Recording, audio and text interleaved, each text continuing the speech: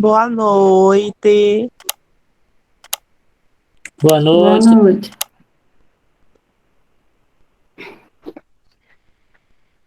Nossas aulas vão ser compostas, né? As metodologias que eu vou apresentar, vocês sabem, são as aulas, os trabalhos e a prova.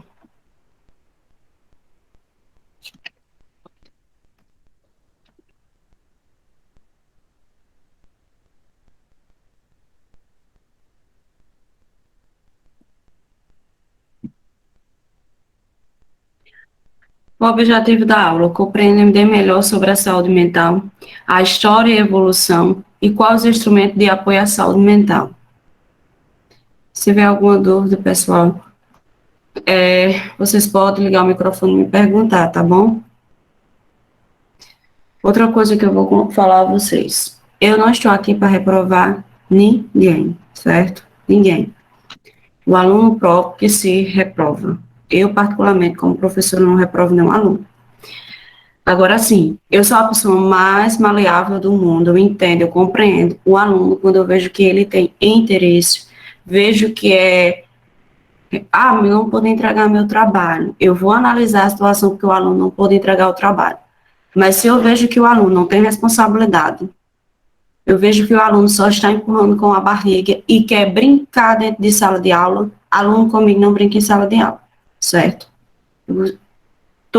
Espero todo o respeito, porque assim como respeito vocês, vocês também têm que respeitar como professora, certo? Não estou lidando com crianças, estou lidando com adultos que têm objetivos, sonhos e que quer alcançar todos esses sonhos que sempre planejou, certo? Qualquer dúvida pode me perguntarem. Se tiver alguma coisa precisando falar alguma coisa comigo, pode falar no privado. Às vezes eu demoro a responder, certo? Tudo relacionado ao curso, tudo relacionado à aula. Eu respondo o que é relacionado ao curso. Fora disso, eu não respondo, certo? E qualquer dúvida, qualquer coisa, pode falar comigo.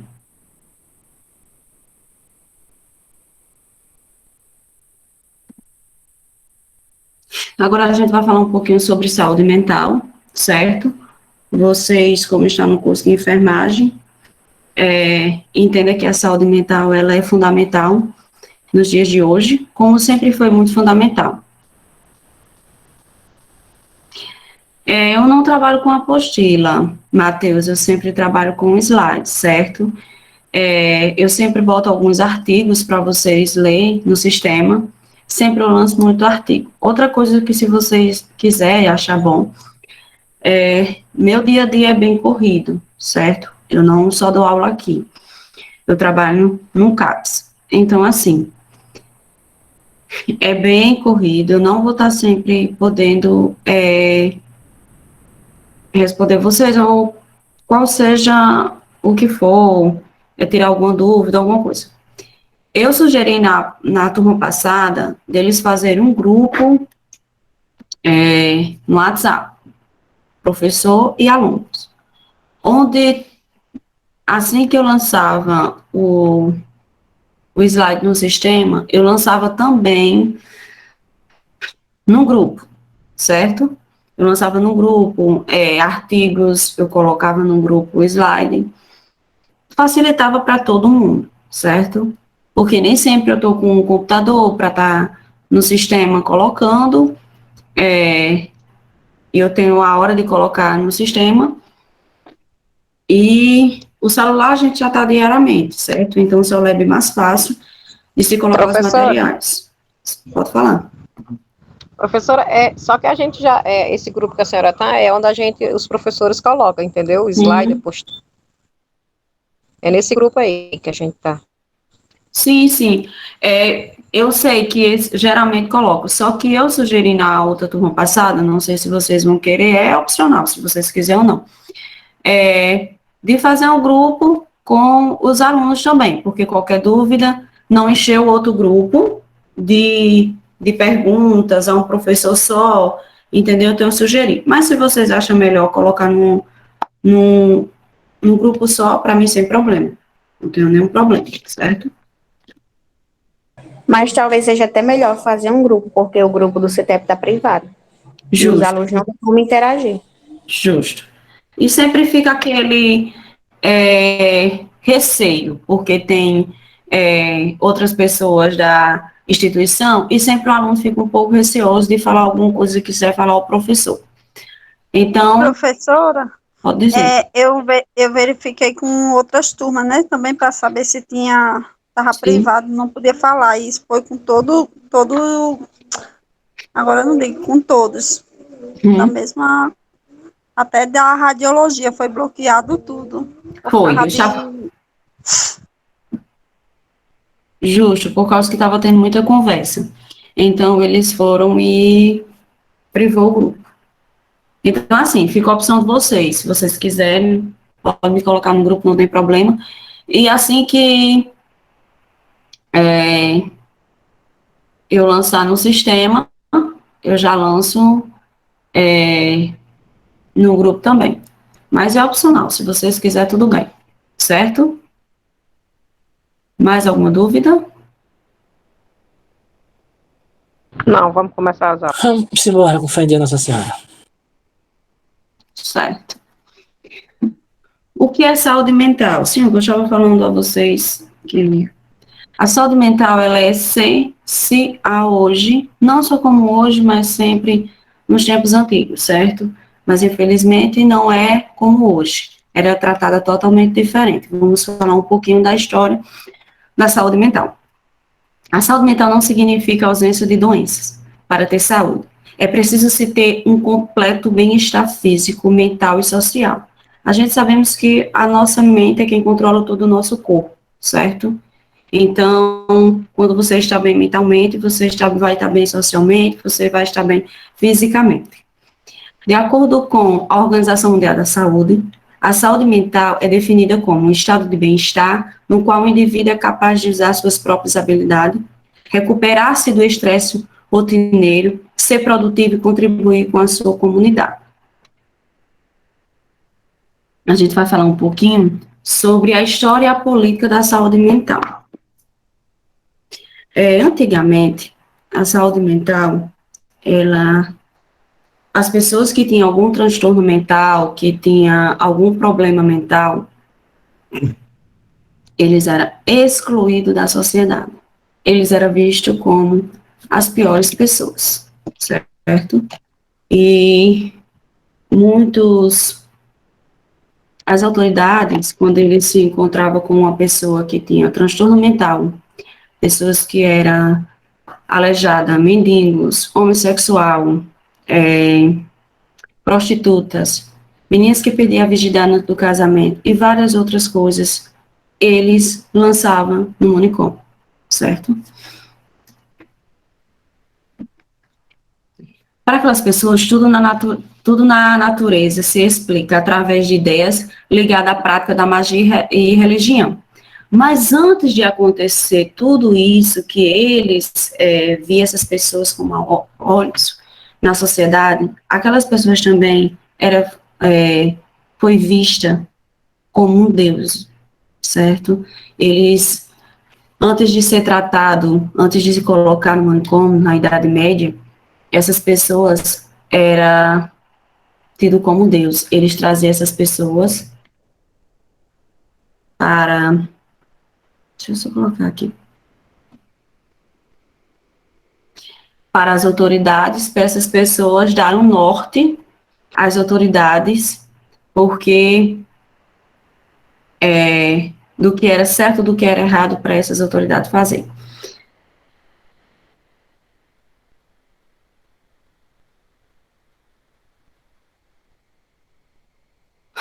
E daí, depois de muito tempo, eles começaram justamente a ser tratados como eu falei a vocês, a ser pegos na sua cidade, no seu estado, no seu país e colocado dentro de um hospital psiquiátrico que era os manicômios. Deixa eu passar aqui.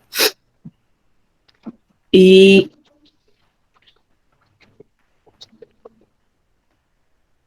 daí essas pessoas eram vistas como as piores pessoas na sociedade e eles não poderiam ficar, em hipótese alguma, com as pessoas boas, certo? Sofrimento psíquico para a sociedade exibe uma ideia de incapacidade, improdutividade, causando vergonha em familiares e pessoas próximas com relação à condição do sujeito que sofreu. Os seus familiares, alguns familiares que tinham essas pessoas com transtorno, eles tinham vergonha dessas pessoas. E muitos levavam essas pessoas para os manicômios, porque não queriam ficar com elas, porque era pura vergonha. O preconceito a partir desse sofrimento ocorria não só na sociedade de forma geral, mas até dentro das próprias instituições que eu recebia, manicômios, hospitais psiquiátricos. Até hoje a gente se vê muito esse preconceito de quem tem transtorno mental. É tido como louco. Ah, você toma remédio controlado, você é louco. Você vai para um psiquiatra, você é louco. Você vai a um psicólogo, você é louco. As pessoas veem assim, e não é bem assim. E antigamente não era diferente, era pior do que hoje. A história é a loucura, experiência trágica, exclusão, captura e tutelar. Os deficientes mentais eram tidos como hereges, bruxos, feiticeiros, servidores do mal e forças malignas. Depois que eles foram tidos como Deus, depois que eles foram vistos com um bom olhar, depois tudo isso que era positivo para eles foram negativo, porque começaram a ver eles com um mau olhar, começaram a ver eles como feiticeiro, como bruxo, e foi daí que começaram a excluir da sociedade e também de seus familiares, porque eles não tinham, para eles não, para as autoridades, eles não tinham nenhuma serventia para a sociedade.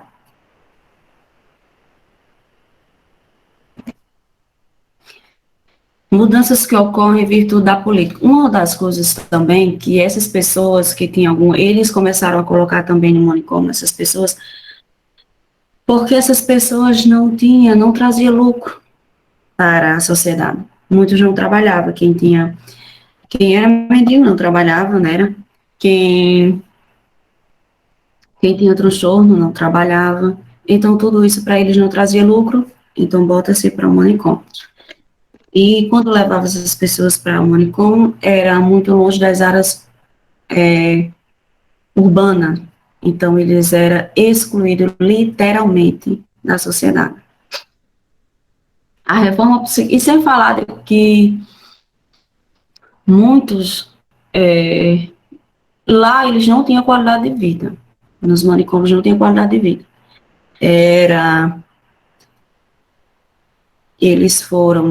Eles não tinham direito a uma bebida, eles não tinham direito a uma comida, eles eram tratados como os bichos, literalmente, do manicômio. Em 1841, foi-se criado o Hospital Dom Pedro II, certo? Foi a primeira experiência psiquiátrica no Brasil.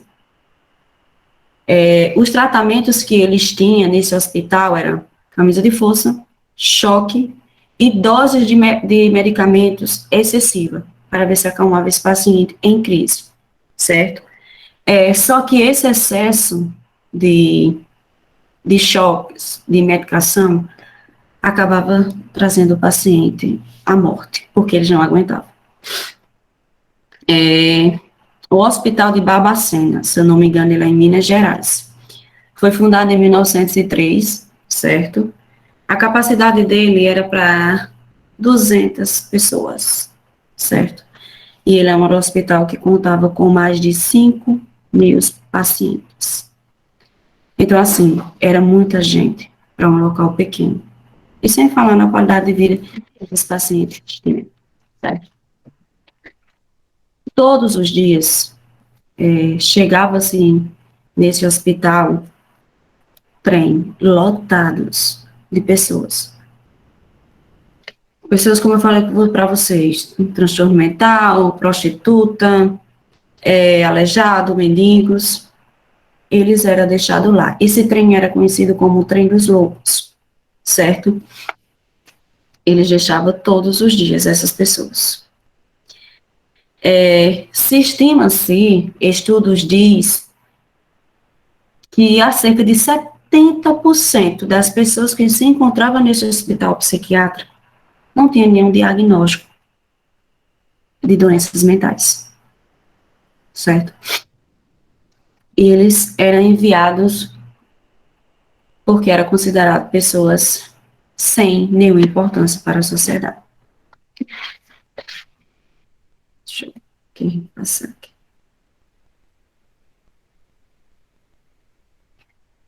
Eu vou falar um pouquinho a vocês sobre a história da psiquiatria, antes da reforma psiquiátrica, e um pouquinho também da reforma psiquiátrica. Mas antes de surgir para falar sobre o CAPS. Daí, esses pacientes, quando eles se encontravam nesses hospitais psiquiátricos, as suas roupas eram rasgadas, seus cabelos eram raspados, eles não tinham sua identidade, certo? Eles não tinham.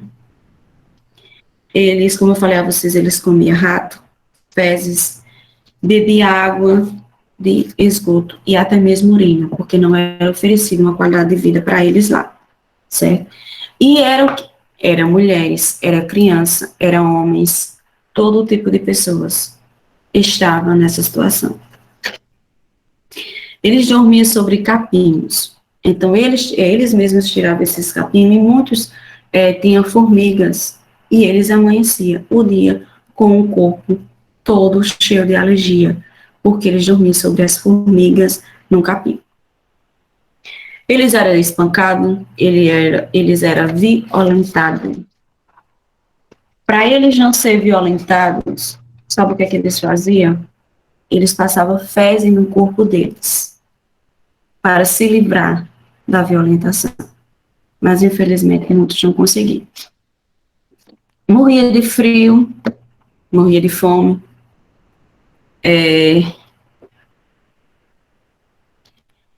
Tinha dia que eles recebiam uma carga de choque tão grande sobre a sua cabeça que a rede elétrica ela era atingida de tão forte que era a carga e eles acabavam morrendo.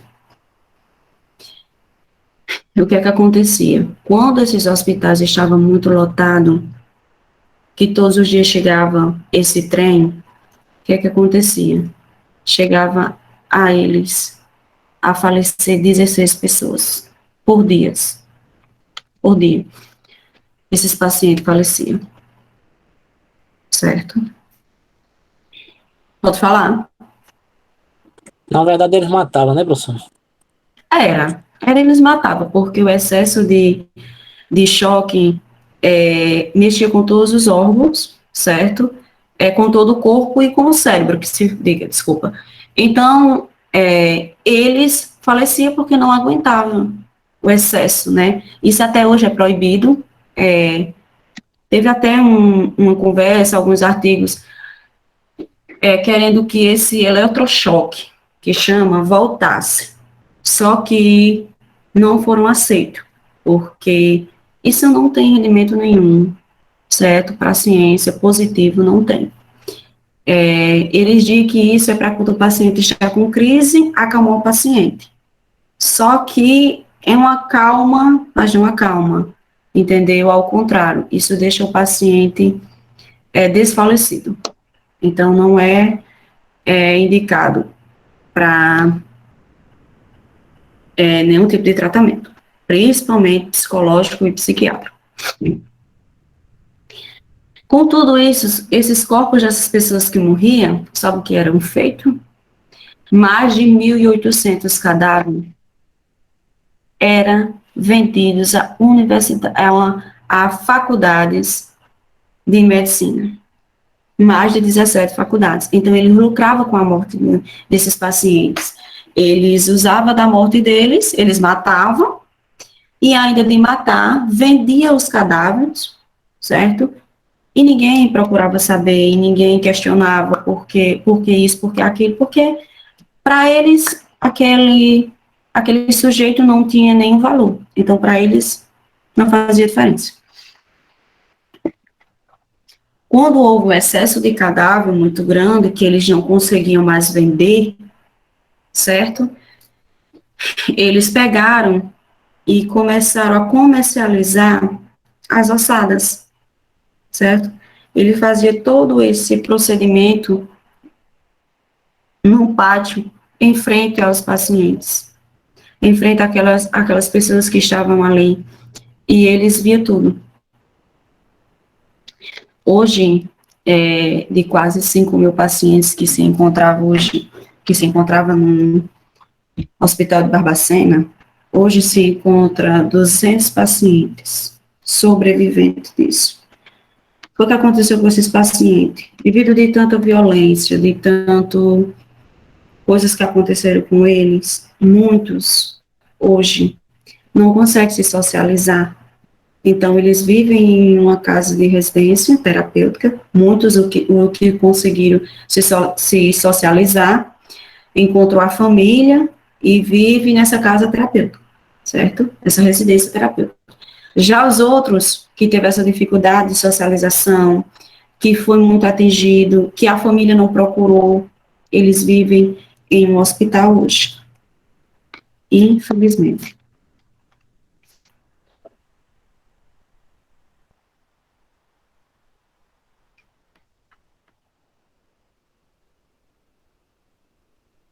O que acontece hoje em dia é que, antigamente, essas pessoas não eram tratadas como era para ser, certo? Então, para a sociedade, o melhor seria matar, morrer, excluir.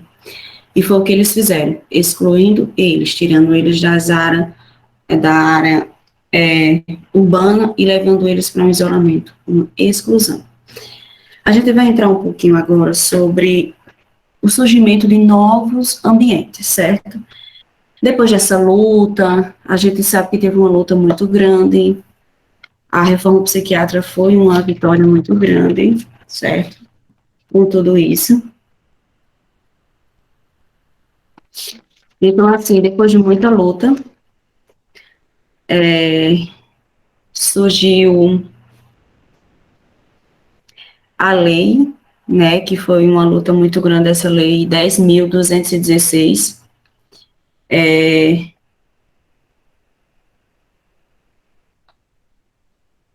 foi um psiquiatra, certo, italiano, Basaglia, que lutou contra essa lei é a lei da reforma psiquiátrica, para que essas pessoas tivessem uma qualidade de vida melhor, que elas não fossem excluídas, certo? Que elas fossem trazidas à sociedade, mas oferecido um tratamento, oferecido uma qualidade de vida, porque eles têm o seu diferencial, eles são diferentes, entendeu? Mas eles também precisam estar na sociedade.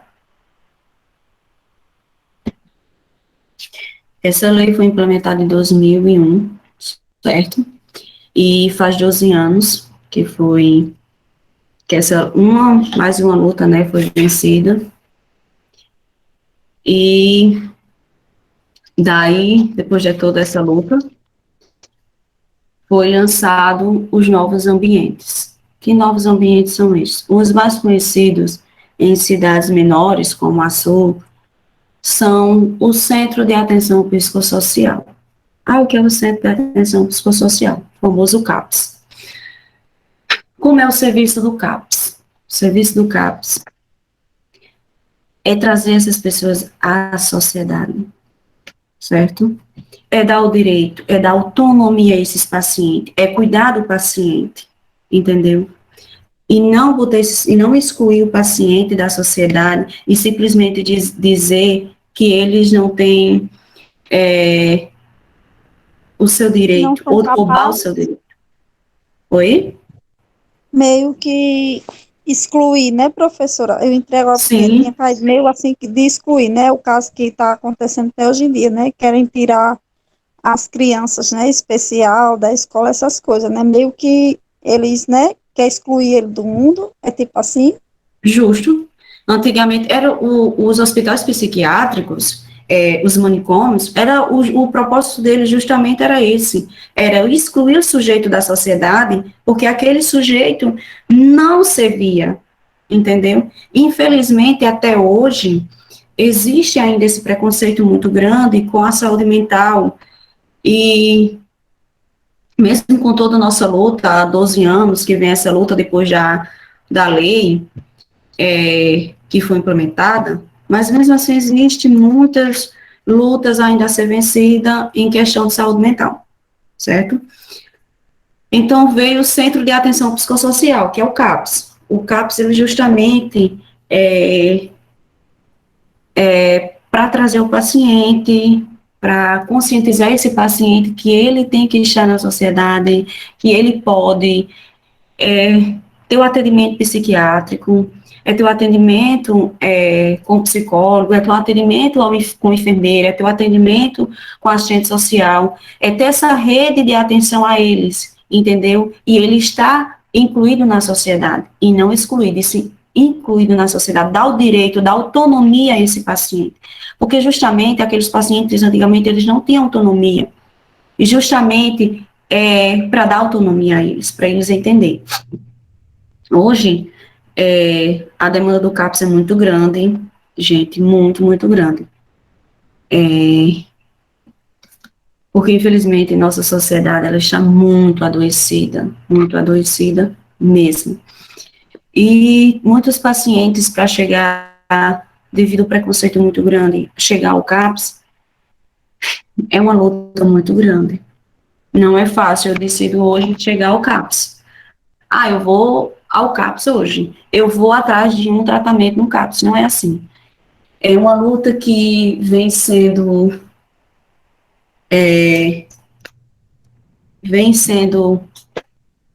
Meio que todos os burocrático, dias. professora. Não entendi. É meio que burocrático, assim, meio difícil, né, de conseguir, até porque uma vez eu já fui para mim e foi bastante difícil.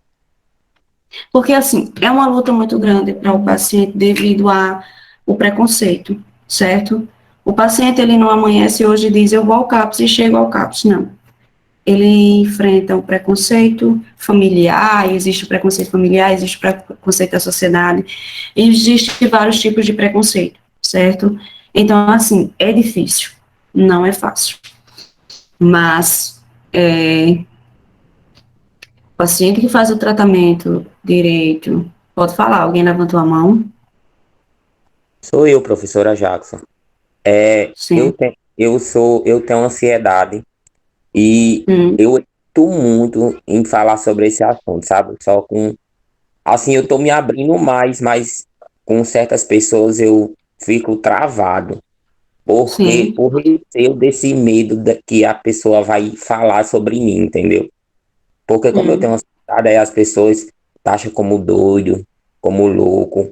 Eu passei por psicólogo, eu tomei remédio, fiz o desmame, mas sei meus gatilhos, mas hum, eu tenho medo, eu tenho receio de falar, sabe? Era isso. hum. Assim, é, esse desmame que você fez foi por conta própria ou foi o médico? Foi um médico, ele com psicólogo, eu passei pelo psicólogo também. Hum, certo. Como eu falei, a gente sabemos que a questão do preconceito ainda é muito grande, mas, acima de tudo, eu sempre digo, se cuide.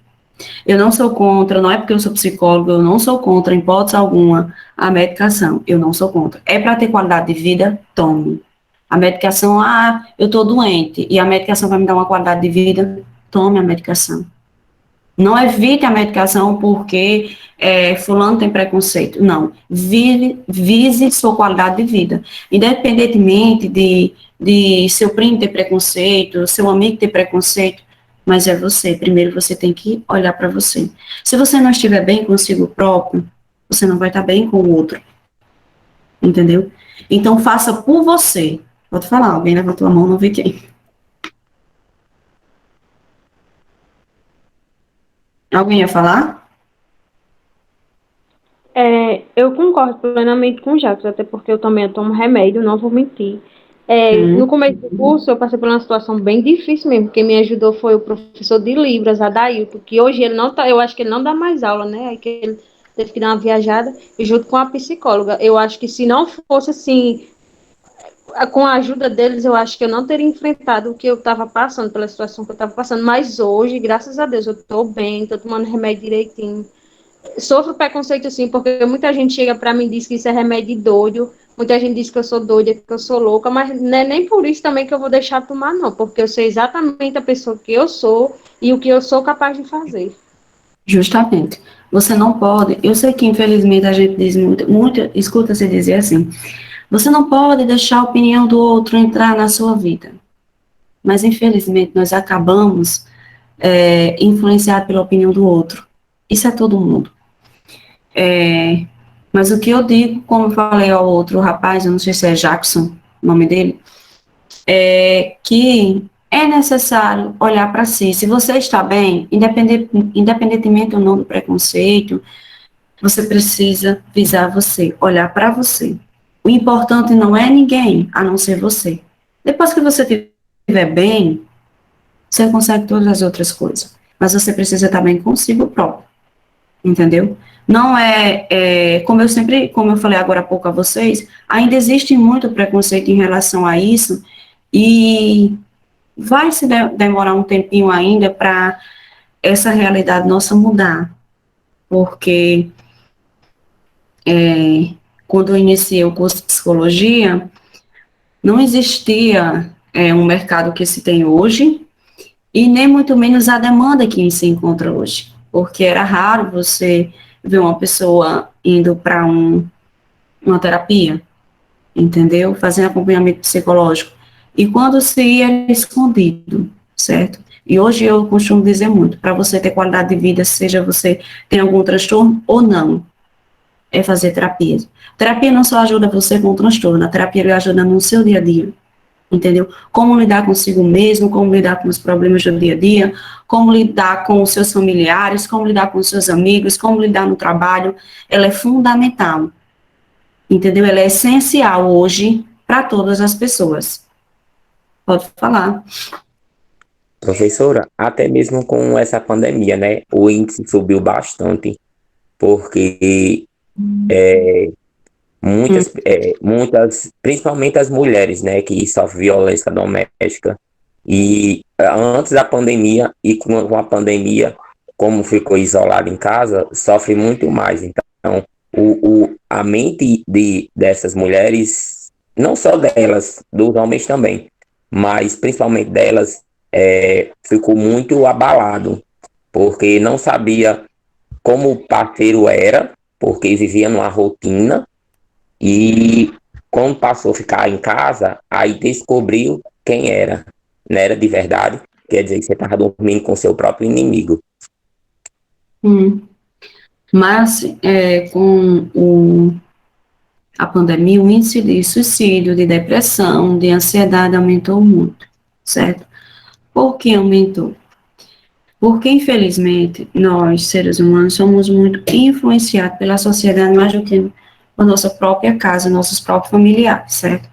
Nós somos mais fáceis de ser influenciados na sociedade lá fora do que dentro de casa, certo? Então, o que é que acontece? Com as mídias a todo tempo, fica em casa, não saia, não faça isso, não faça aquilo, não faça isso, não faça aquilo, as pessoas começaram a trazer aquilo para si. Começaram a trazer aquilo para si, começaram a ficar longe das pessoas que gostam, começaram a cortar o contato total, tipo uma pessoa que morava só, um exemplo. Uma pessoa que morava só ficou acostumada a sempre estar ali com seus amigos, com seus amigos, sair com seus familiares e não podia mais sair. Aquelas pessoas que tinham contato, sim.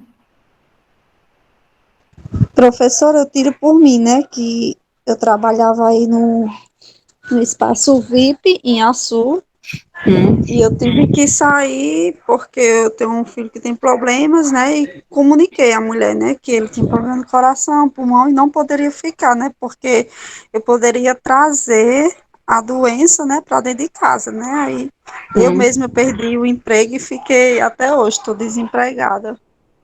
porque eu trabalhava lá, mas não ia botar a situação, a vida do meu filho em risco, né? E eu me abalei Sei. muito, porque até hoje eu me abalo, porque foi muita, se a gente parar para pensar assim, foi muitas perdas, muitas pessoas conhecidas, sabe? É muito doloroso ainda. Às vezes, quando eu penso, eu chego até a chorar, porque foi muito, muito severo. E tirou também a sua autonomia, né? Então, isso atinge também, tudo influenciou. A gente sabemos que a perca, que houve muitas pessoas que veio a falecer, infelizmente, é triste dizer, mas foi muito negligenciado. O serviço da saúde, ele é muito precário, muito. Então, muitas pessoas vieram a falecer por causa de falta de atendimento, falta de assistência, e acabaram sendo mal informados, porque a mídia, ela não informa. Vocês não têm na cabeça de vocês que jornal vai informar vocês. Não. Ele vai desinformar. Informar, não. Para você ser informado, vocês precisam ler. Vocês precisam pesquisar, porque jornal não vai lhe informar. O jornal só vai Professora, tentar. professora, Estou escutando. o CAPES não tem um planejamento de realização de roda de conversas, produzindo um vínculo maior entre o psicólogo e os usuários? Não entendi, cortou. Eu estou dizendo, o CAPES não tem um planejamento de realização de roda de conversas entre o paciente e o psicólogo, não? Tem. É o grupo que chama, certo? Hoje a gente não temos mais porque devido à pandemia, certo? Então, assim, Tira o microfone. quem tem pacientes com transtornos mentais, ele é bem sensível, certo? Ele é bem sensível. Então, não pode ficar muita gente como antigamente, que era um grupo de conversa, onde tinha o dia do psicólogo, o dia da assistente social, o dia do enfermeiro, entendeu? Com aquele paciente. Hoje não se tem devido à pandemia, mas tinha sim.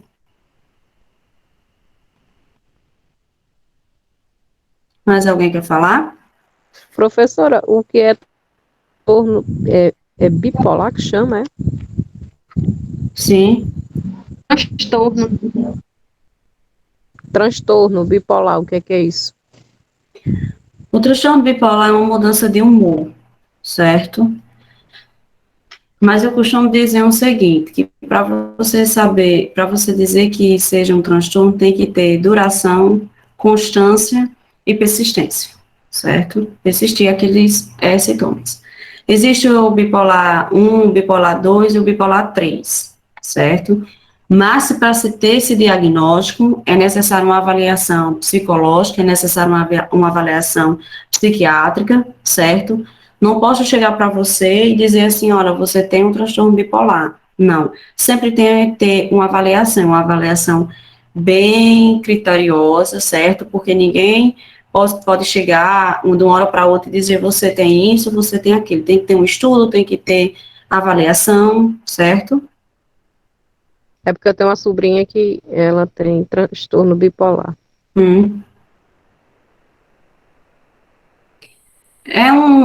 Hoje em dia, o número de pessoas com transtorno mental aumentou bastante, certo?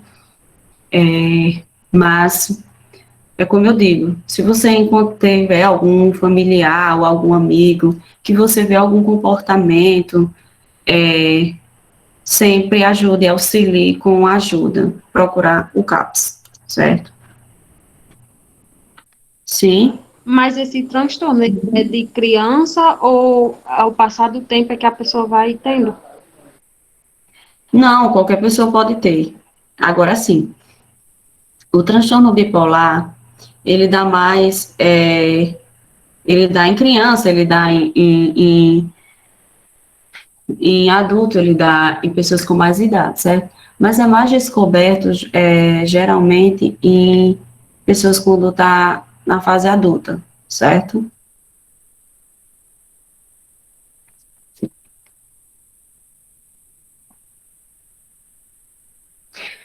Sim, vamos voltar aqui, porque o surgimento, né, que eu falei a vocês sobre os CAPs, falei dos leitos psiquiátricos, hoje a gente tem o São Camilo, né, que tem alguns leitos, certo? O paciente é mandado ao São Camilo quando ele está em crises, certo? Paciente em crise, leva para CAPS? Não. Paciente em crise, liga-se para SAMU e leva para UPA. Pode falar. Hoje chegou 2 aqui na UPA. Foi encaminhado para lá, para São Camilo. Então, assim, muitas pessoas pensam que tem que levar o CAPS. Não. O CAPS não vai fazer além do encaminhamento, onde é a UPA que é para fazer esse encaminhamento para o São Camilo. E esse paciente vai ser medicado no São Camilo, esse paciente vai ficar em observação, e quando esse paciente estiver bem, ele é voltado para a sua casa, certo? E depois que é voltado para a sua casa, ele vai ao CAPS e vai ter um atendimento para saber como é que está esse paciente, para saber se continua com as mesmas medicação ou se muda o psiquiatra que vai ver. Isso, certo? Mas questão da residência terapêutica, a questão da residência terapêutica, onde esses pacientes é levado, certo? E daí eles têm os atendimentos, têm dinâmicas, né? Tem um centro de convivência e cultura e também ambulatórios de saúde mental. Tudo isso são um leque de novos ambientes para incluir esses pacientes na sociedade. Então, assim, eu vou falar um pouquinho a vocês que passou aqui, deixa eu botar aqui. Hoje em dia, certo? Hoje em dia é muito, muito grande, certo? O número de crianças e de adolescentes que se encontram com transtorno mental, certo? E essas crianças e esses adolescentes,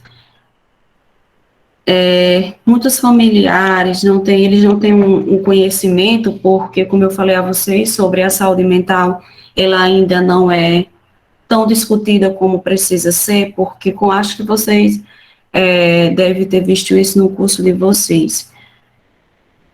Saúde mental era só discutida no curso de psicologia. E eu fiquei muito feliz quando eu vi que a saúde mental estava sendo discutida em enfermagem, a saúde mental estava sendo discutida em odontologia, a saúde mental estava sendo discutida em outras áreas, entendeu? Onde que todas as pessoas precisam entender um pouquinho desse mundo dessas pessoas, entendeu? Porque quando você lidar com pessoas que têm algum transtorno mental, aquela pessoa ele não vai vir para o seu mundo. É você que tem que ir para o mundo deles, entendeu? Compreender eles, compreender o mundo deles. Então, são coisas que você tem que estudar, tem que aprender. E fico muito feliz porque todo mundo de todas as áreas está tendo essa oportunidade.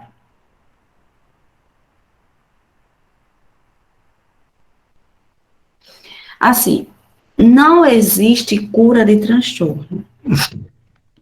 Existe o equilíbrio, entendeu? O equilíbrio com a medicação, o equilíbrio com o acompanhamento psiquiátrico, o equilíbrio com o acompanhamento psicológico, certo? E com um tempo, o psiquiatra ele vai analisar o seu transtorno, ele vai analisar como é que você está. Aí esse paciente está estável. Pode acontecer o desmame da medicação? Pode. Mas esse desmame pode durar de 1 ano a 2 anos. Um desmame. Porque o seu corpo já vem de um costume de muito tempo de medicação. E se você chegar a arrancar essa medicação imediatamente vai haver uma mudança totalmente ao contrário. Esse paciente pode ter crise, esse paciente pode adoecer, entendeu? Existem várias outras coisas. Então, o transtorno ele não vai ter cura. O transtorno tem equilíbrio. O transtorno tem tratamento. Certo? Então, assim, vai depender muito, muito, muito de como o paciente se cuida. Porque existe paciente que simplesmente, hoje eu estou bem, por exemplo, entre aspas. E eu vou deixar tomar medicação. E amanhã esse paciente pode estar em crise e esse paciente pode ir bater numa UPA, entendeu? Então, existe muita questão do paciente querer, do familiar auxiliar, uma coisa que eu sempre digo. Transtorno mental, a família é essencial à família. A família é essencial na vida do paciente, certo? Não tem como o paciente, ele ficar bem sem essa família estar acompanhando, se uma pessoa que está próxima, que convive com ele, está ali acompanhando, auxiliando, entendeu? É essencial, é importante demais a questão da família na vida dessas pessoas. Professora, Sim. A genética, ela influencia nos resultados, assim, quem tem problema de hiperatividade, transtorno bipolar, depressão, esquizofrenia? Se influenciou a outra pessoa a ter? Sim, por exemplo, eu tenho um filho e os meus antepassados, meus avós, a genética em si, a pessoa pode ter transtorno psicológico? Influencia? Influencia. É como eu digo, tipo assim, se o seu avô, ele teve depressão, e você tem um filho, esse seu filho pode ter, sim, depressão, entendeu? Tem uma grande chance de ter. Não é obrigatório, não é uma regra. Ah, vai ter que ter, entendeu? Não, mas tem grande chance de ter. Valesca, eu não entendi sua pergunta. Teria como você fazer novamente? Eu vou fazer falando. Sim. Sim, quando, por exemplo, quando o problema é a família, vamos supor, hoje o pessoal usa muito o termo tóxico, né? Pessoas tóxicas e tudo. Uma má criação, um abandono parental, quando as pessoas só sabem colocar para baixo. Então, de certa forma, essa família contribui para o problema. Sim. De certa forma ou de toda forma, depende de cada caso. Aí o que vai acontecer você vai sempre ter ao nosso redor pessoas positivas e pessoas negativas, certo? Então, assim, o que vai acontecer é que você geralmente vai fazer um acompanhamento e o psicólogo vai chamar uma pessoa que você confia. Vamos dar um exemplo. Ah, Maria, eu estou em casa, eu estou em constante desavença com o meu pai, com a minha mãe. Maria, mas quem é que você confia? Entendeu? Aí é minha irmã. Aí eu vou chamar a sua irmã, vou explicar a situação à sua irmã e depois eu vou ter uma conversa com os pais, entendeu? Explicar aos pais o que está se passando com Maria, entendeu? Para os pais auxiliar. Ah, mas os pais não estão conseguindo auxiliar, os pais continuam colocando para baixo. Aí eu vou dizer a Maria, Maria, qual é a opção que você quer? Você dá um exemplo. Ah, eu gosto, eu me sinto bem na casa da minha avó. Você tem como ir para casa da sua avó? Entendeu? Então, o que é melhor para o paciente? A gente vai dar a opção onde o paciente vai se sentir bem, entendeu? Mas existe muito casos de família, assim, influenciar negativamente para o tratamento dos filhos, do pai, da mãe, entendeu? Infelizmente, quando existe essa influência negativa, é muito difícil o paciente, ele prosseguir no tratamento, entendeu? É muito complicado o paciente ter bons resultados, porque para se ter bons resultados, é necessário a família estar ali. Quem levantou a mão? Foi eu, professora. Sim, pode falar. Antes de eu fazer o tratamento, de descobrir, né, minha ansiedade, eu era uma pessoa que gostava muito de conviver em sociedade, no sentido de sempre estar em roda de amigos e tudo. Mas depois disso, que eu fiz o tratamento, tomei medicação, eu sou uma pessoa, eu tento me afastar e às vezes eu me isolo, eu me sinto bem só. Isolo, eu tô dentro de casa, não, eu gosto de estar no meu quarto, só eu e pronto, sabe? Ou se não com uma pessoa que eu confie. Mas Sim. é motivo para mim, é algum transtorno, alguma coisa, porque depois que aconteceu, que eu descobri, ficou mais frequente, sabe? Não, como eu disse a você, para essa questão de transtorno não é uma avaliação, mas o que eu lhe oriento é procurar uma ajuda psicológica, certo?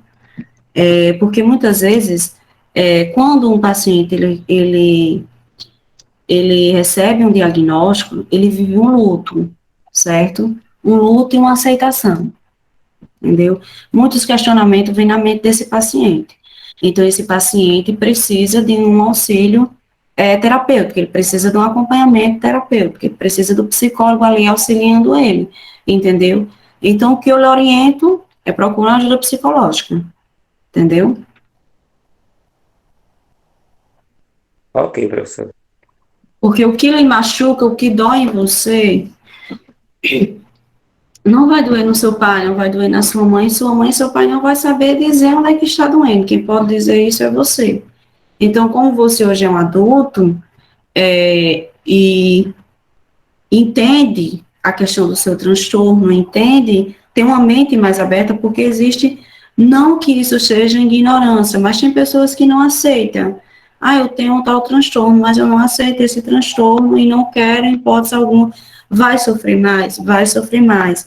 Mas aquela pessoa que aceita, aquela pessoa que procura o tratamento, ela vai sofrer, entendeu? Não vai ser uma ausência de sofrimento, mas ela vai sofrer entendendo, entendeu? Ela vai diminuir o sofrimento porque ela já entende o seu transtorno, ela aceita, mas esse processo de aceitação é um processo, muitas vezes, demorado, entendeu? Em que requer um tempo e que, para ser aceito, muitas vezes é necessário um apoio psicológico, um auxílio psicológico, entendeu?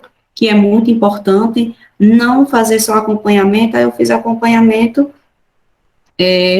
só enquanto eu estava tomando medicação. E parei a medicação, a médica tirou a medicação minha, e agora eu vou parar com tratamento psicológico. Como eu falei a vocês, não que eu sou contra a medicação, em hipótese alguma. Eu sou super a favor da medicação, super a favor do trabalho psiquiátrico. Hoje eu trabalho com uma psicóloga e, nossa, ela tem um trabalho maravilhoso.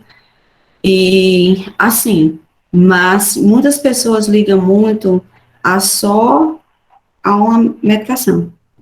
Eu quero só a medicação, que só com a medicação eu vou ficar bom. A medicação, ele vai dar aquela cura instantânea, rápida, certo? Mas a terapia, ela é um processo, e esse processo é demorado, mas esse processo vai trazer resultados mais positivos, certo? E quando se junta a psiquiatria e a psicologia, nosso resultado desse paciente vai ser ainda melhor, entendeu? Esse paciente vai ter um equilíbrio maior sobre si.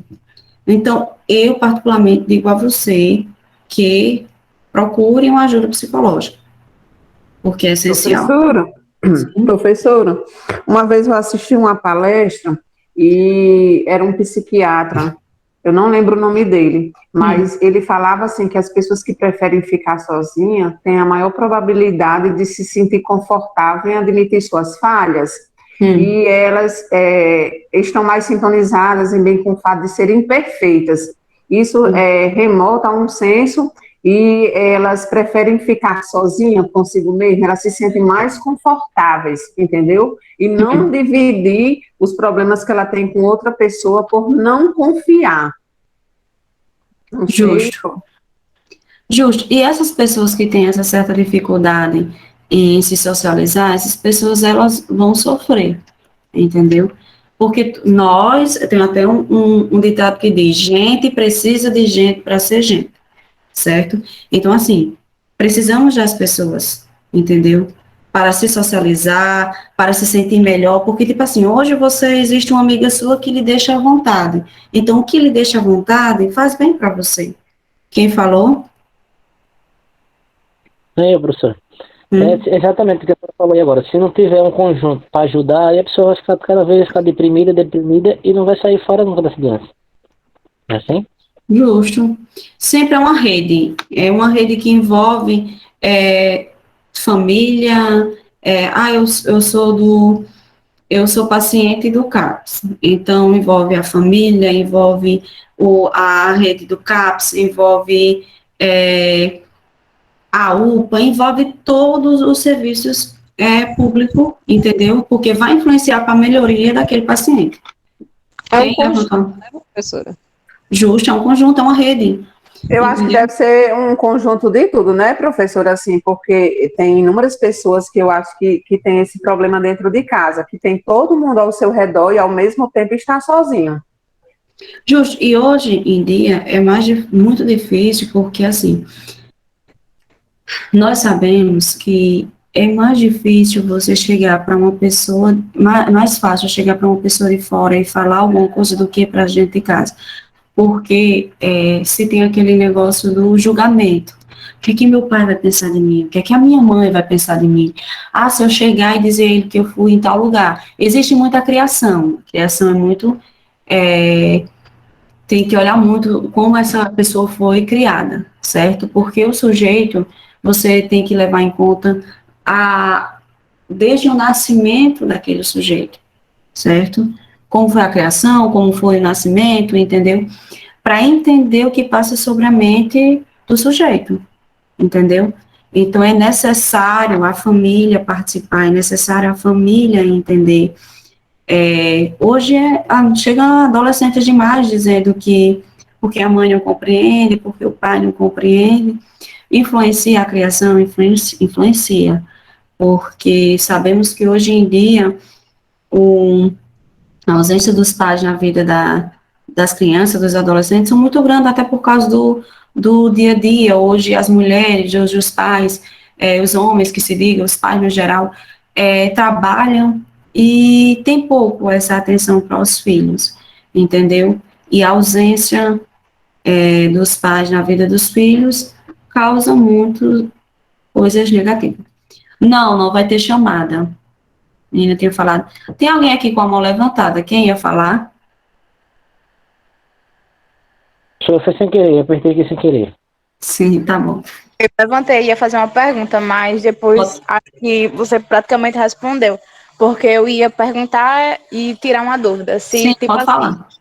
A medicação, ela era mais na questão de um controle mental, não que a pessoa seja controlada pela medicação, mas, de certa forma, dar uma acalmada e o acompanhamento psicológico seria para, tipo assim, vou supor uma ideia, vamos supor que tem um quebra-cabeça e ele tá tudo espatifado, e a medicação dá uma ajudada e o psicólogo consegue lhe dar diretrizes para você se encontrar. Seria tipo isso? A medicação, ele vai aliviar os sintomas físicos, entendeu? Do seu corpo. Ah, eu tô com insônia, a medicação vai auxiliar. Eu tô com tremor, a medicação vai aliviar sobre isso. Já o trabalho terapêutico, o trabalho do psicólogo, é a questão de você se entender, entendeu? É a questão de você compreender a si próprio, entendeu? Qual é o melhor caminho, o que vai me fazer melhor, o que é que vai me trazer positividade, entendeu? Vai dando brechas, abrindo caminho para essa pessoa se encontrar, certo? E é muito importante, eu digo muito, eu sou apaixonada, não porque eu seja, mas desde sempre, eu sempre fui muito apaixonada pelo o trabalho dos psicólogos, e hoje eu me encontro, eu trabalho com duas psicólogas, nossa, assim, são maravilhosas, e o trabalho delas são incrível, e quando você vê, é tão interessante quando você vê o equilíbrio, que você vê o paciente bem, que a alegria do psicólogo é enorme, certo? Ele sai da sessão radiante de alegria, porque aquilo é muito importante para quando você está prestando serviço, que você está ali no serviço, é de suma importância para os profissionais ver o paciente bem. Pode É falar. uma gratificação, né? Muito grande. Uma satisfação grande. Professora, me tira aqui uma dúvida. Pessoas que têm problemas, eu vejo muitos casos, porque eu trabalho na UBS, daqui do Frutilândia, em Açu. Sim, e eu vejo muitos casos de pacientes que às vezes tomam só praticamente a medicação, não querem fazer o tratamento, né, no CAPS, praticamente não querem sair de casa. Então, assim, e eu vejo, esse mês é de Setembro Amarelo, né, sobre o suicídio, sim, e leva ao suicídio pessoas com esse problema depressivo, ansiedade, esquizofrenia. Pode levar ao suicídio também? Pode sim. É interessante muito essa sua pergunta, porque, assim, muitas pessoas acham que, só um transtorno pode levar ao suicídio. Não, gente. Vários transtornos podem levar ao suicídio. Se ele não tiver um acompanhamento, vai chegar a um suicídio. Principalmente a pessoa que é depressiva, pessoas que têm ansiedades, esquizofrênico, entendeu? Então, tem que ter um olhar muito, muito preciso para as pessoas, para todas as pessoas que têm transtorno mental. Se você convive com algumas pessoas que têm, seja qual for o transtorno mental, é necessário. E principalmente tem uns pacientes que começam a tomar uma medicação, eu estou bem. E começa a tomar uma medicação, eu estou bem, e não vai ao psiquiatra ou não vai a um psicólogo e de uma hora para outra está perdido em si. E isso pode causar, sim, levar o paciente a tentar ter tentativa de suicídio. Há poucos dias, há menos de uma semana por aí, tem uma paciente que ela estava, nossa, muito bem.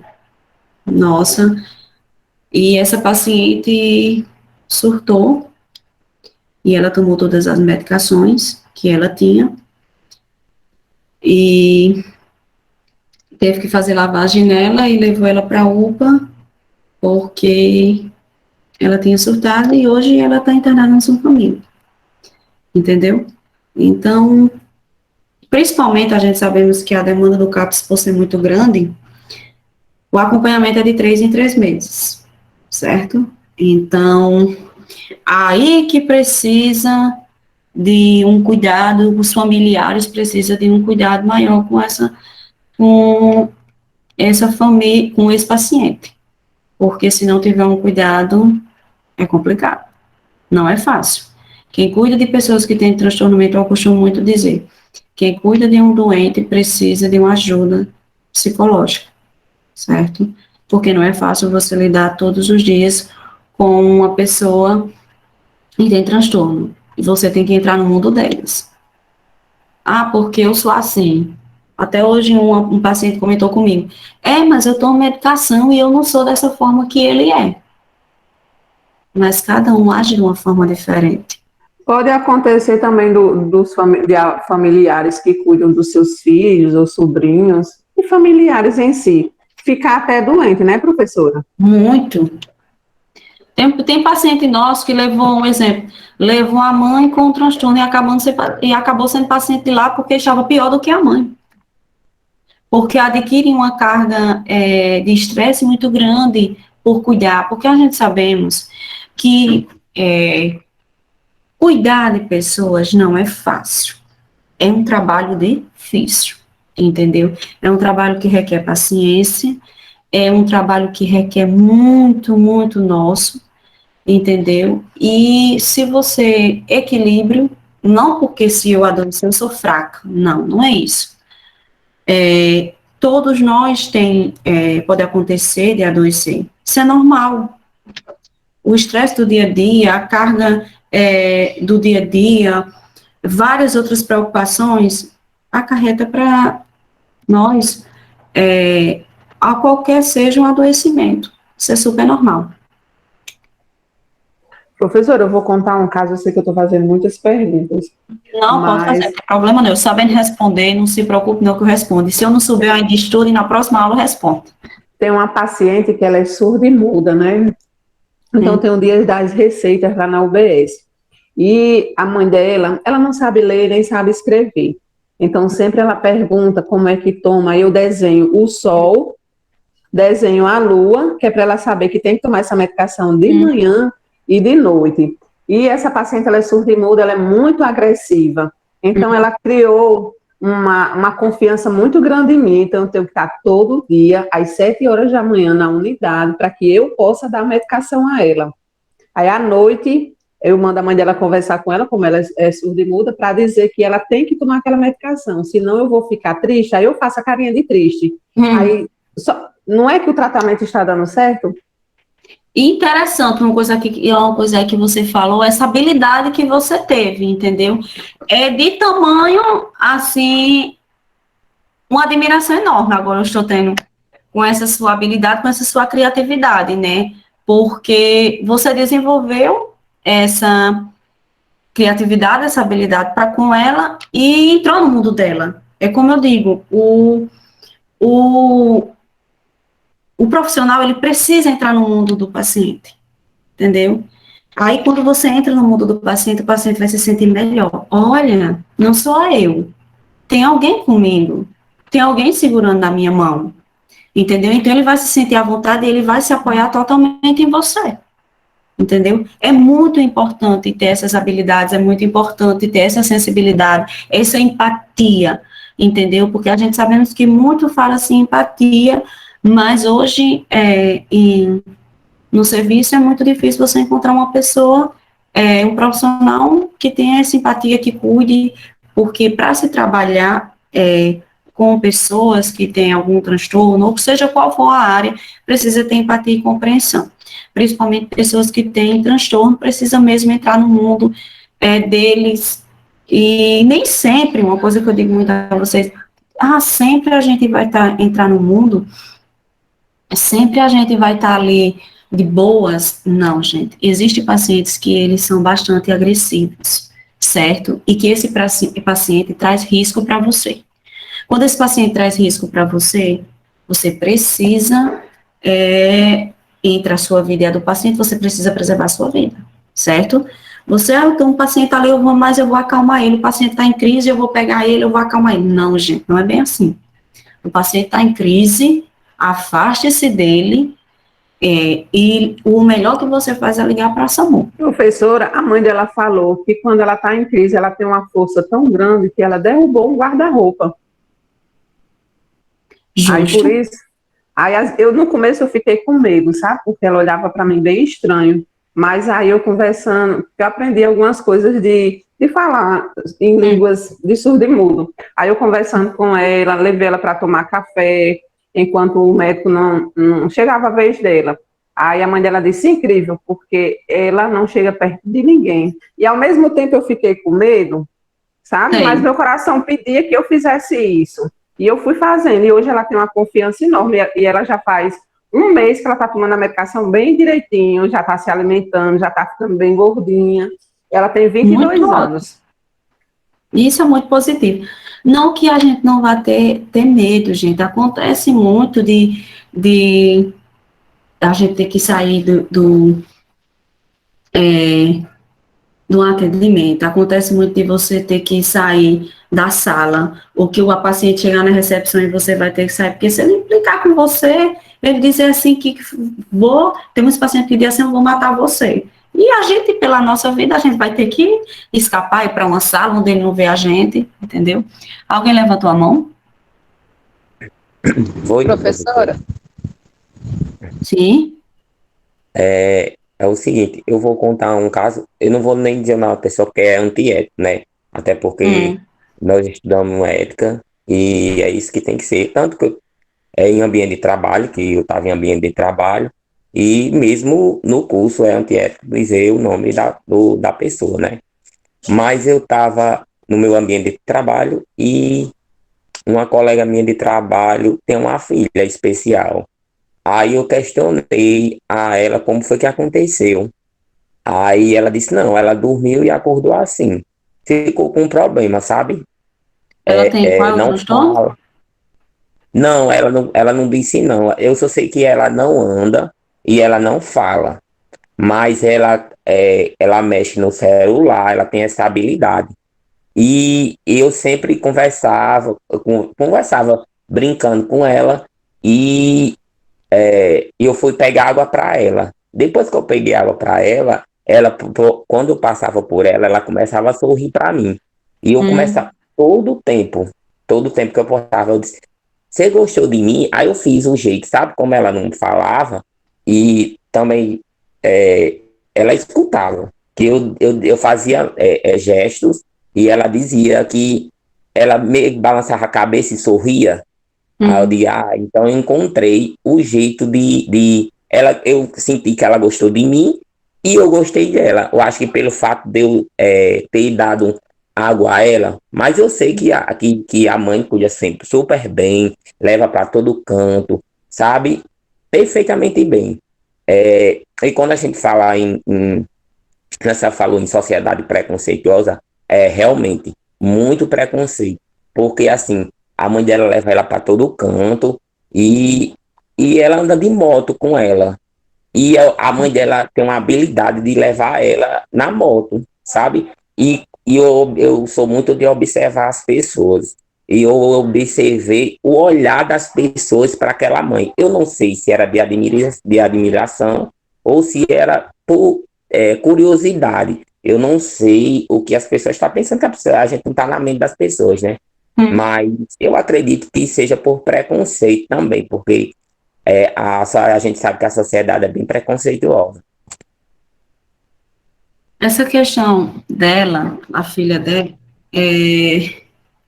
ela já levou ela para. Ela tem quantos anos, essa menina? Professor, eu não lembro a idade dela, porque a gente estava trabalhando, então há muita movimentação. Então aí Mas eu ela é uma acabei. jovem, ela é uma criança, É uma uma adolescente. jovem, é uma jovenzinha assim, meio adolescente já. Hum.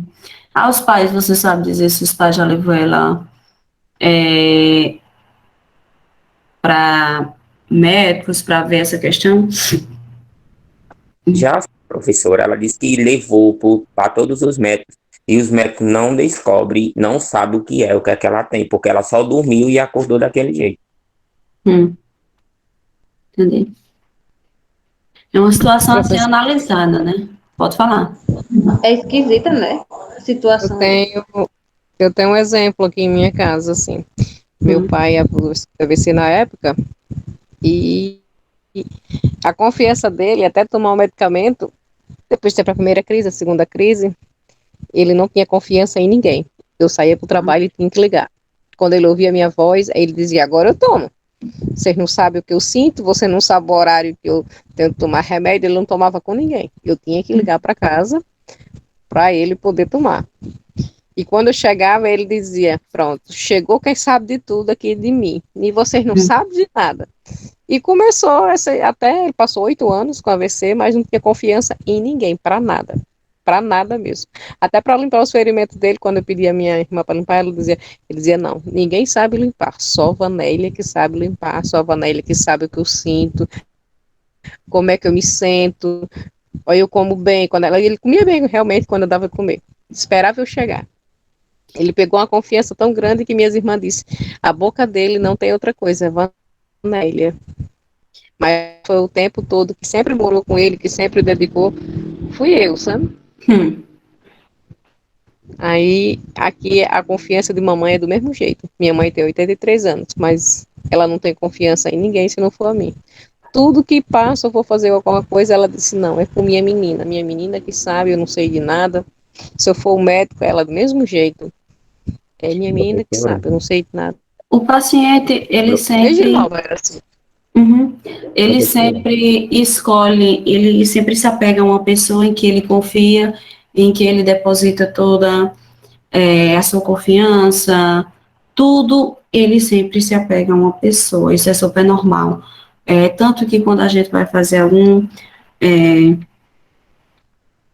acompanhamento, a gente sempre pergunta, quem é que você confia da sua família? Quem você se sente à vontade?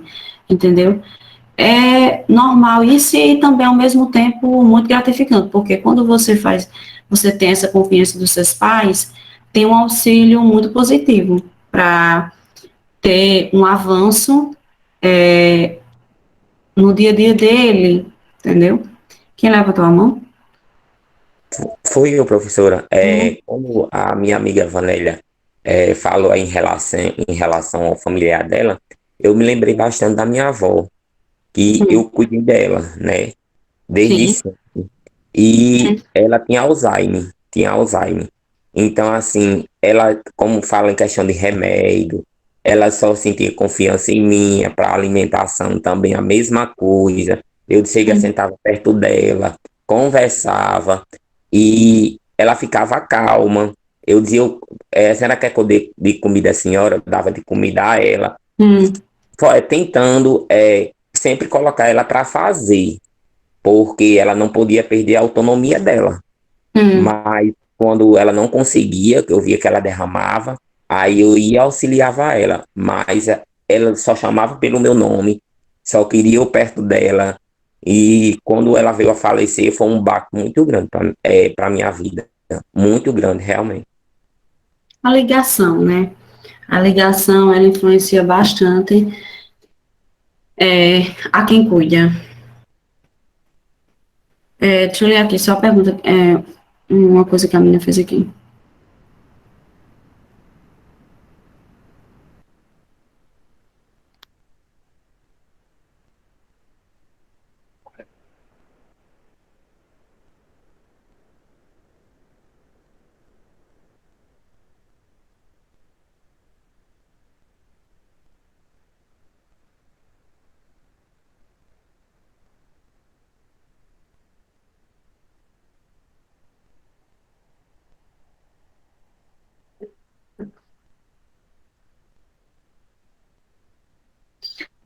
Milena falou, foi da tia dela.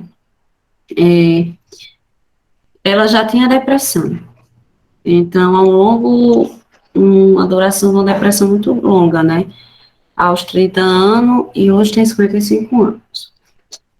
A gente sabemos que a morte, seja de qual for um parente, é uma dor muito grande e é um luto muito grande. Então, assim, essa questão é necessário um olhar aí preciso, uma ajuda psicológica e psiquiátrica aí para analisar esse caso. Porque quando se tem a tentativa de suicídio, é necessário levar imediatamente a um psiquiatra e a um psicólogo, certo? Porque a depressão dela já está há bastante tempo e com a perda da filha muito recente, ainda a dor muito grande, ainda não teve o processo de aceitação, ainda não chegou, então é muito complicado, é preciso de uma avaliação muito precisa dos dois profissionais, certo? E não ficar com só a medicação em casa. Professora, a senhora falou agora sobre o tempo de aceitação, né, do luto. Sim. Ela leva mais ou menos quanto tempo para aceitar a morte de um ente querido? O processo de aceitação, ele não tem, ele tem um dia nem tem um dia de iniciar, nem um dia de terminar. Só que nós falamos numa questão que até os 2 anos, entendeu? Até os 2 anos, esse processo do luto, dessa tristeza, pode acontecer com o paciente. Passando-se disso, é necessário já dar um olhar mais preciso sobre esse luto, entendeu? Se esse paciente não está entrando em uma depressão, se esse paciente não está entrando em uma ansiedade, entendeu? Em outro transtorno. Então, não temos especificadamente o tempo vai terminar quando é 2 anos, termina o luto, você vai aceitar. Não, é um processo bem difícil. Eu perdi minha mãe faz 6 anos, certo? E foi um processo, eu com 2 anos, já eu falava da minha mãe e não sentia tanta dor, eu não sentia, eu já compreendia porque ela tinha falecido, entendeu? E eu conheço pessoas que perdeu um pai, vai fazer 15 anos, e essa pessoa sofre até hoje. E quando você vai analisar, essa pessoa adquiriu um transtorno depressivo, fica ansiosa, entendeu? Então tem que ter prestar bastante atenção nesse processo, certo? Pode falar. Professora, você falando sobre 15 anos, né? Que as pessoas que perderam, que tem um amigo que perdeu um pai faz 15 anos, né? A minha mãe, eu tenho 31 anos, a minha mãe faleceu, eu tinha 6 anos, mas tem coisas que aconteceu comigo ano passado que eu me esqueço, né? Mas da morte da minha mãe eu não me esqueço. Inclusive eu tinha 6 anos, né? Minha avó estava perguntando, Paula, você se lembra ainda? Eu se lembro. Contei tudo a ela como foi que aconteceu. E ela ficou, né, assim, abismada. Mas eu não vou mentir, professora, eu não choro, direto, tudo não, mas quando é nas datas, quando ela completa ano, pronto, dia do estudante, que ela faleceu dia do estudante, e quando me acontece alguma coisa que me abala, que a gente sabe, né, professora, que mãe é mãe. Mãe é aquela protetora, aquela leoa, né, que faz tudo pelo filho. E é muito difícil a vida sem a mãe. Muito, muito, muito difícil. Hoje eu tenho meus filhos, hoje eu vejo, se eu tivesse ela, eu não estaria passando por coisas que eu estou passando. Sim. Eu acho isso. E hoje, particularmente, eu falando assim, aqui e acolá eu choro. Eu sinto muita falta. É muito difícil. Essa questão de sentir falta nas datas comemorativas é normal, porque a data vai lembrar aquela pessoa, certo? Aniversário dela, eu sinto a falta. Dia das Mães, eu sinto falta, mas o que é que eu faço? Eu desfoco, entendeu? Ah, como é que você faz isso? Eu tento fazer o que eu gosto, eu tento ficar com as pessoas que eu gosto, eu tento desviar o assunto, entendeu? E quando vem outro dia, eu já estou diferente, certo? Então, o que eu digo a você é desfocar.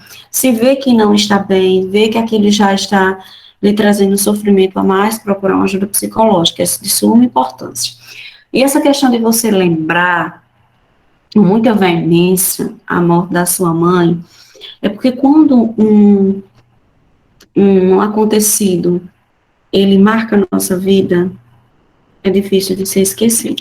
Seja qual for a idade, entendeu? Quando a criança ela passa a entender realmente, não vou dizer que uma criança de 1 ano ela vai entender o que é uma morte, entendeu? Não. Mas você tinha 6 anos, você já entendia. Então, o acontecido marcou sua vida. Então, aquilo que vai marcar sua vida quando você entende, você vai levar para o resto da sua vida, entendeu? Mas o que eu lhe recomendo é procurar uma ajuda psicológica. Se hoje não, isso está me atingindo, isso não está, mas isso está me adoecendo, isso está me causando tristeza, entendeu? Nem tudo, gente, é transtorno. Só ver se só uma coisa a vocês, nem tudo é transtorno, não. Mas procurar uma ajuda psicológica, se você não está bem, é essencial, entendeu? Você pode estar apenas com uma tristeza, nem toda tristeza é depressão, e você tem que observar, então é de suma importância esse acompanhamento psicológico, ir a um psicólogo, conhecer melhor o que está acontecendo com você, entender, certo? Mais alguma pergunta, pessoal?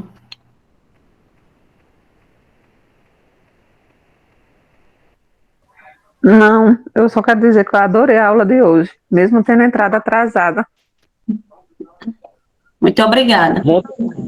Professora, você acha que Sim. quem sofre de ansiedade, essas coisas, dificulta em, tipo assim, fazer um atendimento a outro paciente? Não entendi, como é? Eu estou perguntando à senhora se a senhora acha que, assim, quem sofre de ansiedade, essas coisas, dificulta em alguma coisa sobre a profissão da gente, enfermagem, por exemplo? Tem dia que a gente não vai estar num dia bem, né? Quem sofre de ansiedade, você sabe que não é fácil. Sim, sim. Assim, o recomendado é você se cuidar. Antes de cuidar do outro, você precisa se cuidar. Eu não tenho como cuidar do outro doente, certo? Nós, da área da psicologia, temos que estar terapeutizada. Temos que estar no processo de terapia, diariamente, certo? Uma vez na semana, temos que estar fazendo acompanhamento psicológico, certo? Porque é de suma importância para o nosso profissionalismo. E se você, seja qual for o seu transtorno, é necessário se cuidar antes de atender o outro, porque não tem como você atender o outro doente, certo? Pode falar. Professora, como eu, né, Erika, falando sobre ansiedade, né, eu tive muito, muito desde quando minha mãe morreu. Cheguei até a tomar remédio, mas quando eu fui, coloquei na minha cabeça que não queria mais e fui para um médico, né, que atende aqui na Cauã, psiquiatra, ele, doutor Breno, ele conversou comigo, acho que uns 3 dias. De repente eu falei, até hoje eu, e é porque eu nem fiz o desmame, não, eu não fiz, mas também parei mesmo, né? Aí fiquei na área da radiologia, Não, aí nem entendi. Cortou. Parou o quê? eu não precisei fazer o desmame, não, entendeu? Eu parei por livre e espontânea vontade, só pelo acompanhamento, eu fui uns 3 dias ele conversando comigo. Aí eu disse, não, quer saber? Parei até hoje. Acho que vai fazer uns 3 anos que não tomo e não tenho crise, entendeu? E nem precisei fazer o desmame. Professora, no caso de Paula, ela precisa de um psicólogo somente para que possa escutar, que ela já se sentiu bem com o doutor Breno conversando com ela 3 dias, né? Então, assim, eu acho que um tratamento com a psicóloga faria bem para que possa escutar ela, né? Eu acho que seria bem é, bom para você, Paula, eu acho. Não sei se a professora vai concordar. Sim, com certeza. É muito essencial. Hoje as pessoas confundem muito essa questão da necessidade da fala, porque com as redes sociais, a gente sabemos com o celular, com a tecnologia, perdemos muito contato pessoal, certo? E isso trouxe adoecimento para as pessoas, certo? E, então, é mais fácil você chegar no médico e ele passar uma medicação do que você acreditar no trabalho de uma pessoa que vai estar ali lhe orientando, que vai estar ali fazendo a terapia com você. Então, assim, o que eu recomendo a você, tanto é ir para um psicólogo, certo? Como também ver essa questão com o psiquiatra dessa medicação, entendeu? E dizer a ele, olha, faz 3 meses, 3 anos que eu tomei, que eu parei essa medicação, mas eu estou me sentindo bem, entendeu? Ver com ele, porque assim, tem que ter esse ajuste, tanto o psiquiatra tem que fazer esse desmame seu, não, você não pode fazer esse desmame só, entendeu? E o auxílio do psicólogo, certo? É de suma importância. Professora, eu acho também que a força de vontade, né? E professora, eu tinha uma ansiedade, síndrome do pânico, eu passei 6 meses sem nem sair o pé de fora de casa, porque eu tinha síndrome do pânico, aquela falta de ar, eu tinha um sistema nervoso, e hoje, professora, eu posso ver um sangrando assim, com licença da palavra, morrendo assim na minha frente, e eu não me abalo como era de antigamente, que eu me alvoroçava, tá entendendo? Essas coisas. Aí ele também me disse uma coisa, doutor Breno, que eu fiquei bem casquetada, né? Porque quando a gente tem ansiedade ou qualquer coisa, às vezes a gente quer escutar, que é tipo meio que ser mimado. Ele disse, Paulinha, às vezes isso acaba prejudicando, porque ele sempre falava, olha, você tá bem, você tira essas coisas da sua cabeça. Quando eu tava com síndrome do pânico, ele disse, se você vai saindo aos pouquinhos, você vai na esquina e você vê que tá tudo bem, que isso aí eu fui na esquina, depois fui, mas hoje em dia bato no de fundo de moto. O tratamento do paciente depende dele, certo? Quando o paciente ele tem a força de querer, eu quero isso, então ele vai ter um resultado muito positivo, certo? Então, depende muito do paciente, não depende do psiquiatra, não depende do psicólogo, não depende da assistência social. Estamos ali para auxiliar você no seu tratamento, mas o tratamento depende do paciente, certo? Mais alguém quer falar? Mais alguma dúvida? Eu ia só perguntar se você ia dar continuação ao slide. Não, o slide terminou, é porque deixa eu mostrar aqui a vocês. Sim, ele é pequeno, o slide é? É, pequeno. É porque também eu entrei atrasada, por isso que eu perguntei, sabe? Não, tudo bem, sem problema. Vocês vejam, desculpa, vocês vejam essa questão do grupo, certo? E me coloco qualquer dúvida ou qualquer coisa. Eu não sou muito de responder a grupo, mas eu tento o máximo possível de responder, certo? Mas todos os materiais, se vocês fizerem o grupo, eu mando para lá, tá bom? Tá certo. Que grupo? Não, o que vocês decidirem fazer, certo? Sim, tá certo. Aí essa sua matéria, você vai passar alguma atividade avaliativa, trabalho, Vou alguma passar coisa? trabalho. Sim, é. Tudo bem. Vai ser trabalho. Certo? Trabalho em grupo? Sim, Professora, a aula, tá encerrando a aula, é? tô. Ok. Tchau. Acabou de chegar um agora aqui na UPA. Não entendi. Um paciente. Pode sair. Professora, Sim, só adorei a aula da senhora. muito obrigada. Tá de parabéns. Eu também gostei, não é tão comprida, não dá sono, é bom demais na aula assim. Eu entendo. Nós não podemos, nós quando somos alunos, sempre gostamos de coisas objetivas e diretas, né? Porque, principalmente aula online, é necessário você ter isso, tanto presencial como online. E, principalmente, porque nós acabamos ficando mais no canto da gente, sem essa tal responsabilidade, mas como nós somos adultos, temos que ter essa responsabilidade com nós próprios, porque isso não é responsabilidade. Você não está tendo responsabilidade com a instituição, comigo você está tendo responsabilidade com vocês próprios. E trazendo, só um minuto. E trazendo algo positivo para vocês, que é o conhecimento, e o conhecimento, ele é tudo para o ser humano, é essencial. Professora, Sim. A senhora poderia rever, porque tem muitos alunos que moram em Panguaçu, Itajá, em outros municípios, para poder fazer trabalho em grupo. Eu não sei se dá certo. Não, o trabalho que eu Não, na minha opinião, eu preferia atividade avaliativa, porque como tem gente que mora distante, né? Não se preocupe, o trabalho que eu vou passar para vocês não vai ter esse imprevisto de questão de quem mora longe, não. Vai dar tudo certo, certo?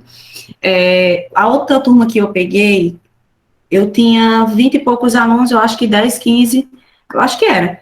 10, 15 era aqui de Açu, o resto era tudo de fora e deu certo. Não se preocupe em relação ao trabalho das pessoas que moram longe, não, certo? Professora, Sim. a senhora trabalha no CAPS, é? Trabalho. Acho que foi você. Eu fui para Ipanguaçu essa semana e teve até uma pessoa que perguntou, uma aluna que estudava na outra turma, disse: Você já teve aula com a professora Letícia? Eu disse: Não, ainda não. Que ela tinha perguntado, sabe? Se eu tinha tido aula e tinha falado: Você vai gostar da aula dela. A menina perguntou, acho que ela é da outra turma. Professora, a senhora fez a chamada? Não, não tem chamada, certo? Certo, professora. Então, eu vou jantar. Professora, boa noite. Boa noite, que Jesus abençoe. Boa noite. Pois Deus abençoe. Cheio, tchau. Amém. Professora. Sim. Tchau, professora. Fique com Deus. Deus abençoe sua noite, te proteja, te guarde. Amém. Vocês também, fiquem todos com Deus. Tchau, boa noite. Até amanhã, se Deus quiser. Até que Jesus nos abençoe. Amém.